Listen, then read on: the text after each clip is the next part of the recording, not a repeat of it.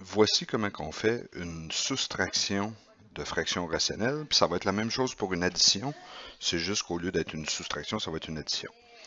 Fait que l'étape 1, c'est de factoriser tout ce qu'on est capable de factoriser. Moi, je commence en bas, là, souvent, je vais aller voir le 1 puis le 2 ici. Bon, ben le 1, je vois que j'ai une somme produit. Je vais avoir une somme de 5, un produit de moins 24. Fait que là, on fait nos essais et erreurs.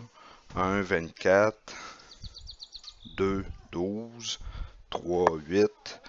Puis là, on s'aperçoit que c'est 3, 8.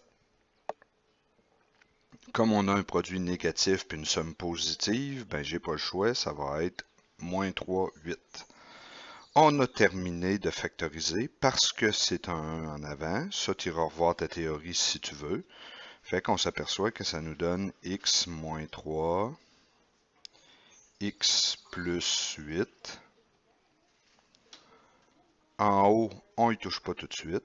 3x2 moins 9x moins x moins 5 sur x plus 8. Quand on additionne des fractions, ce qu'il faut que tu te rappelles, il faut que le dénominateur soit le même. Donc, on s'aperçoit qu'à droite ici, il nous manque un x moins 3. Bon, ben, on va le rajouter. On va faire fois x moins 3. Mais si on le multiplie au dénominateur, il faut le faire au numérateur aussi. Là, on va faire ce que tu as appris cette année, là, faire le x fois le x fois le moins 3, le moins 5 fois le x, moins 5 fois moins 3. Fait que là, c'est pour ça qu'il faut y aller tranquillement. Fait que là, ça nous donne x2 moins 5x moins 3x plus 15. Donc, x2 moins 8x plus 15. Ça, c'est la multiplication de ça ici ensemble. Là, je vais prendre la peine de réécrire tout ce qu'on avait, qu'on n'a pas touché. X plus 8, x moins 3, le 3x2 moins 9x qui est ici, le x moins 3, le x plus 8 ici. Et il ne faut pas oublier notre moins entre les deux. Fait que là, on avait notre expression du départ qui était ici. Elle est devenue ceci. On continue. Une chose qui est importante que tu as appris aussi cette année, quand on a un moins dans une fraction rationnelle ou devant une expression algébrique, il faut distribuer le moins, donc nos signes vont changer. Ça va devenir moins x2, moins 8x, plus 8x, moins 15. Notre 3x2, il ne change pas. Le 9x, il ne change pas. Puis tout ça va être sur x plus 8, x moins 3. On va simplifier l'expression d'en haut. On va mettre les x2 avec les x2, les x avec les x, les chiffres, ben les nombres avec les nombres. Fait que 3x2 moins... Fait que là, ça nous donne donc 3x2 moins x2, 2x2. Moins 9 plus 8, moins x. Puis moins 15. Sur le x plus 8.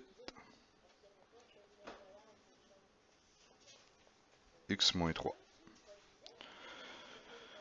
Là, ce qu'il faut faire, c'est si possible, parce que c'est pas toujours possible, il faut faire une somme produit ici. Donc là, j'ai une somme de moins 1, un produit de moins 30. Là, il faut faire attention, c'est 2 fois moins 15, donc moins 30.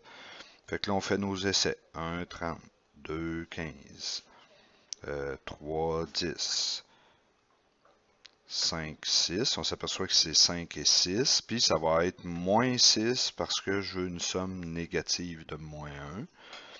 On prend nos deux réponses. On vient les remplacer ici. Fait que ça va nous donner 2x2 plus 5x moins 6x moins 15, puis on fait notre double mise en évidence.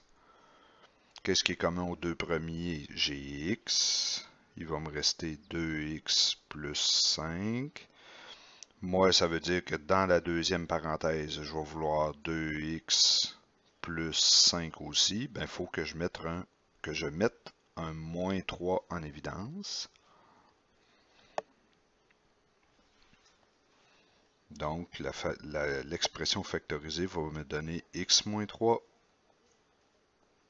2x plus 5, sur x plus 8,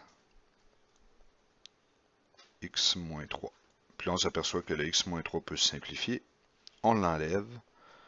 Fait que l'expression finale va être 2x plus 5 sur x plus 8. J'espère que c'est plus clair.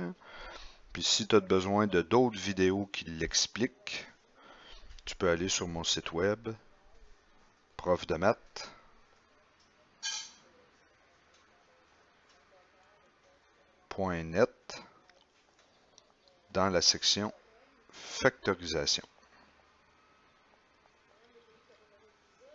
Bon travail!